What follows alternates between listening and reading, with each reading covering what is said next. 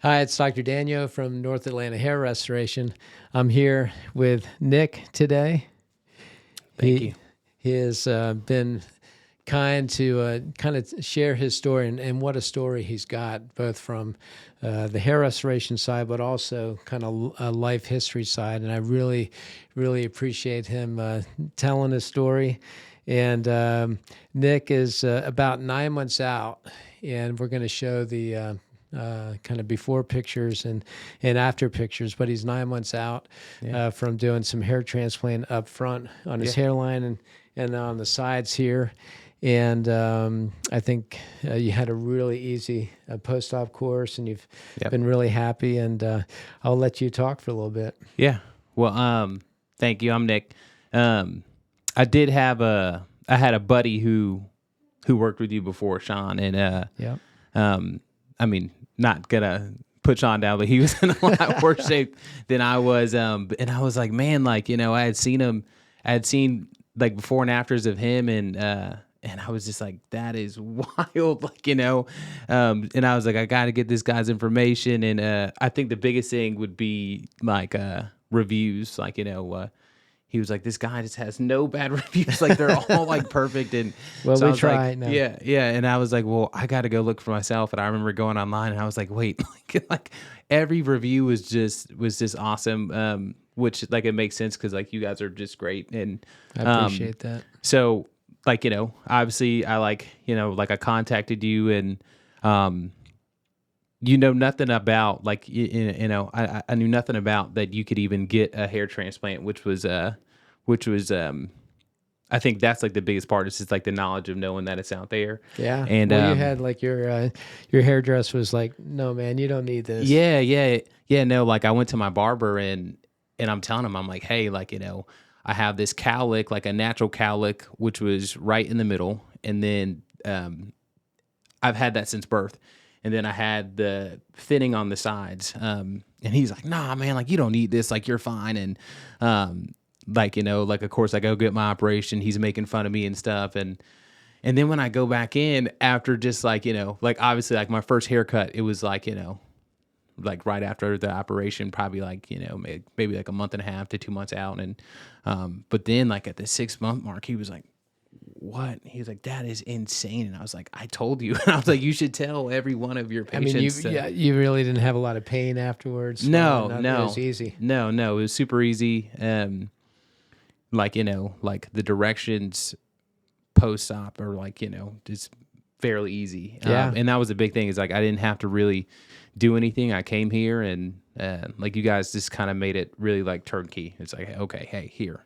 You come, operation, and then seeing results, that was even crazier because I didn't have the before and after pics because I didn't take it. Well, I actually did because I had sent some in prior to operation, and going back and looking at them, I'm like, okay, like this is exactly how I would have drawn it up if I was like, a barber or something, or like in your position.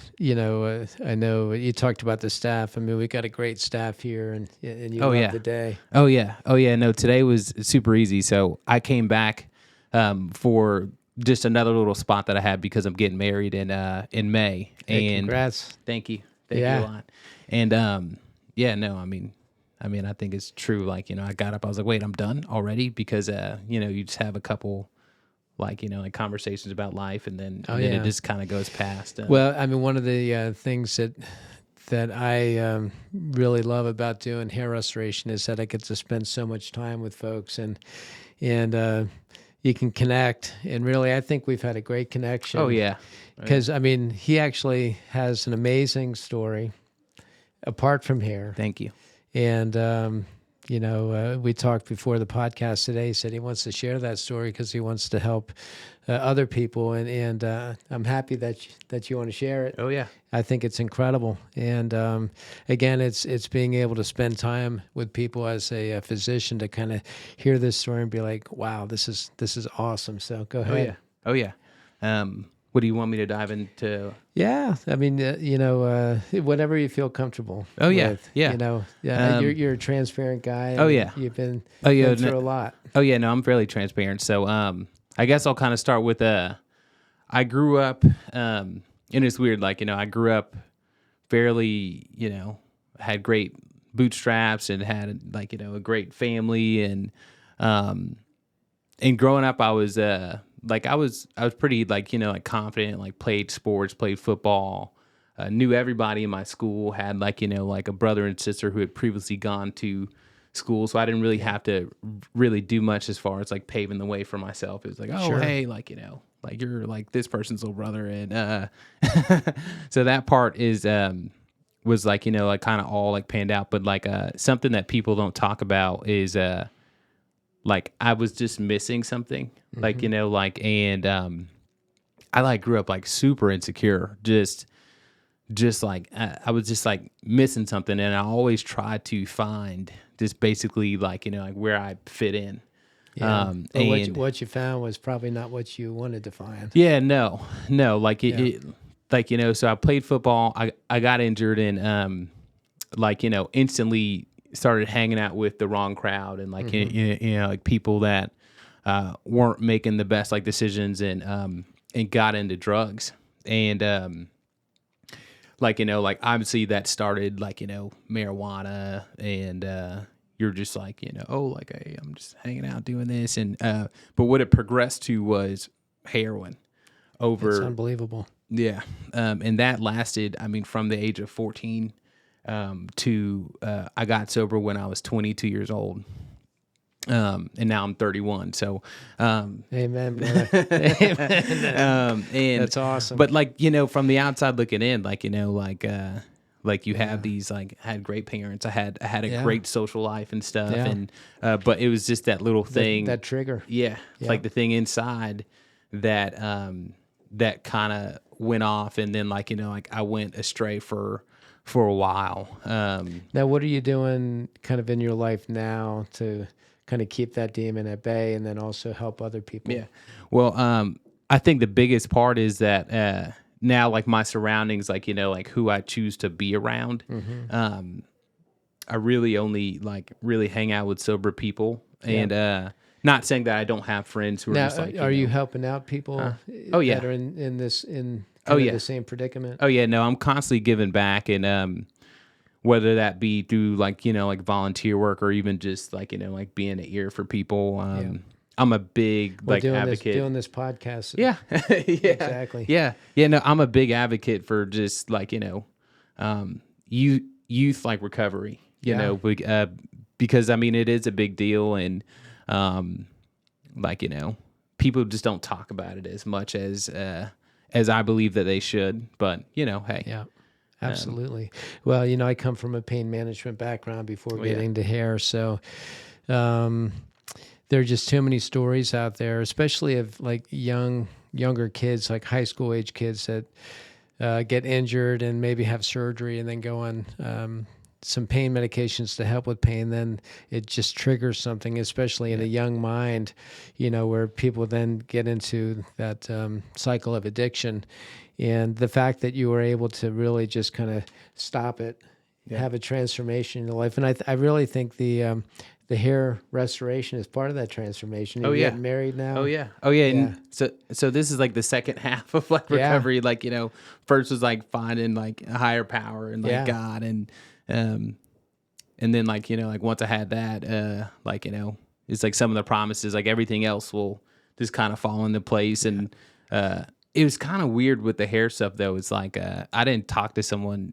Like when I talked to my buddy Sean, he was just like, "Oh yeah, it just gave me this like this confidence." I'm like, "Okay, like whatever, you know." But like, he almost just nailed it on the head of like the right verbiage, like what to say about it. Because I was like, I don't know, like what I'm missing as far as my hair, but like like that was it. Was like, wait, I always just have this thing. I think the biggest thing was like the cow look, but then like the thinning too was like, hey, like I see it every time I go get a haircut. I notice it, and I'm like, man, like if it was just a little bit, like like, but it just like gives you that little lift. The little lift that I needed, and now what's weird is the lack of gratitude that because now I don't even think about it. Like I think that's like the biggest thing is that I forgot that even happened. Like, but in the whole process is kind of like a blip on the radar screen. Right? Oh yeah, yeah. It was almost like it was weird. It's like a teeth cleaning. It's like, Yeah. okay, but even better because like, Yeah. you don't give me crap about not flossing. So Yeah. And I wasn't like the dentist that just comes in and checks your teeth and then. oh yeah, We no. are involved. So. Oh yeah, no, you guys are great. Yeah. Well, you have a great story and you're a really positive guy. And I would just wish you the best of success. you. This, Thank you. I can't see how you're not going to have continued success. So, Thank you. yeah. And you're going to have a great wife. And Oh yeah, great life. Yeah. And hopefully have a big family. So. yeah. Thank you. Awesome.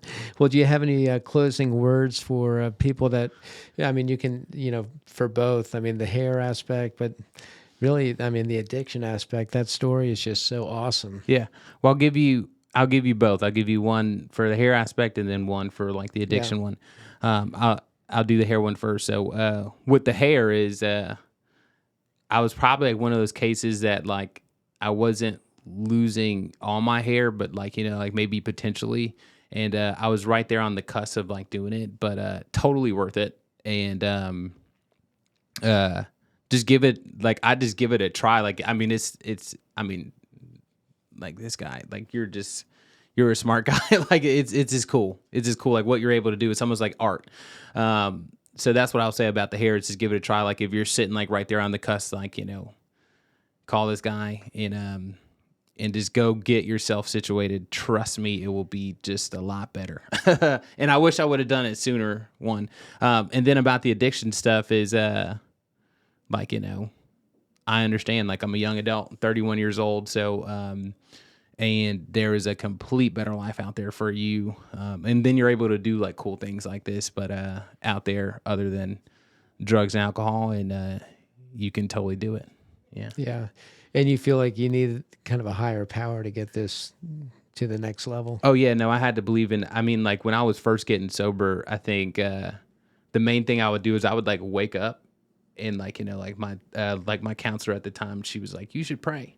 Yeah. I didn't believe in anything but drugs. And the first thing I would do is I would wake up like, and I would fall to my knees like to pray, and I'd be like bawling, crying. Yeah. And I would like beg God, I'd please just like, if there's anything out there, just please just like hear me out. Like, I just need help. And that's all I did. It's just, I woke up with the same routine and I just asked for help. And I continuously, like, it was like, I mean, yeah, but at some point it was like crap, like that worked. And through the love of other people, it all just kind of like worked itself out, and I totally got like those prayers answered in this weird like cliche way, but I mean it happens. Yeah, that's awesome.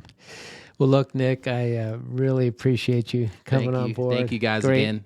I'd love to hang out with you more. Yeah, exactly. So yeah, we'll do it again. Yeah. Well, we got to get your friend on here. So. Oh yeah. No, that'd be a good story. Sean had a big like he had like most of his hair done, and like you guys should get some before and afters of his, because I saw his, and that's what kind of sent me, because I was like, man, like I didn't see Sean for like 6 months. Yeah. And he like, so I had seen him before and I seen him after, and then I was like, man, go ahead and send me those pictures over. And he sent them to me, and I was like, what? like that's crazy. Yeah. It's wild. Awesome. Well, great. Yeah, thank you guys a lot. Sure. Thank you guys. You guys make it really easy, and yeah. Well, I appreciate it. So if you're interested in giving us a call, you can, or reaching us through our website, you can go to nahairrestoration.com or call us directly at 678-845-7521. We're located in Alpharetta, Georgia, which is a great little town north of Atlanta, about 40 minutes north. And we're dedicated to providing an awesome experience, and we throw in my expertise with an incredible full-time team to get results like this. So again, Nick, Appreciate you guys. Appreciate you. Thank you a lot. Thank you.